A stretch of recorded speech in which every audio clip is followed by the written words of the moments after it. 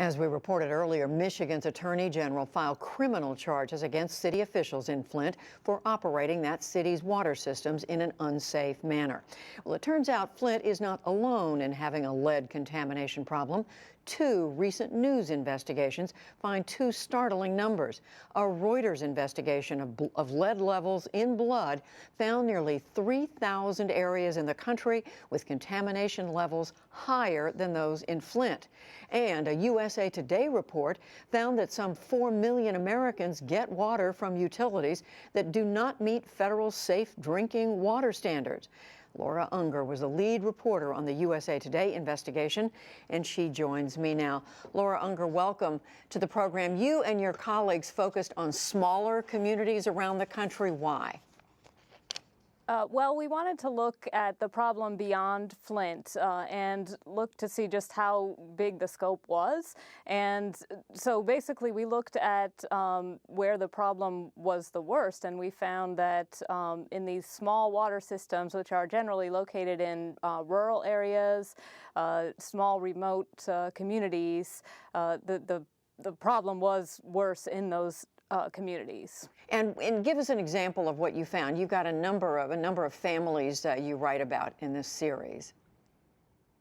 For example, one family in Ranger, Texas, they have a situation where their 2-year-old son has high levels of lead in his blood, and they lived there for about a year, almost a year, before finding out from a citywide letter that they had high lead in their city, in their city's water supply. And then they actually, their tap was tested, and they did not find out the results of that from the city. They found it out from me, actually. I told them the levels that were found in their own tap. So, and they were very upset about that situation because, you know, their son's 2, and he's facing high lead, which as you know, just causes all sorts of problems with children. And again, it wasn't just this one small community. You found something like 4 million Americans affected.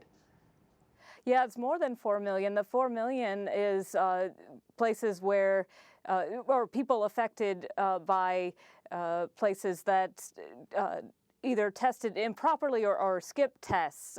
There are even more than that when you talk about where high lead has been found, and in some cases has not been fixed despite being found. Sorry, I didn't mean to interrupt, but why is it that some of these smaller communities don't have the stringent regulations that larger population areas do? What the rationale that I've heard for the difference in the rules is the resource difference. There's a vastly different resources between the large water systems in big cities and these small water systems, which only serve a few thousand people. I mean, some of them are run by folks who may have another full-time job. We found one place where, for example, a farmer slash rancher ran a water system in his spare time, and he tried his best, but it's a part-time thing, and that's a much different situation than in a large water system where you might have very educated folks and large staffs dealing with water quality. So finally, who's responsible? I mean, the Environmental Protection Agency, I know you talked to them. What do they say? How do they explain it? There's layers of responsibility, first of all. There's the utility, there's the states that are supposed to be enforcing the federal safe drinking water standards, and then ultimately the buck stops at the EPA.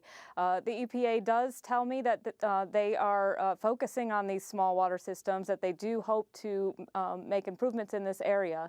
But it's a multifaceted problem and with no easy answers at all. Well, it's some excellent reporting, and I know you're going to be following up on that. Laura Unger with USA Today. Thank you. Thank you.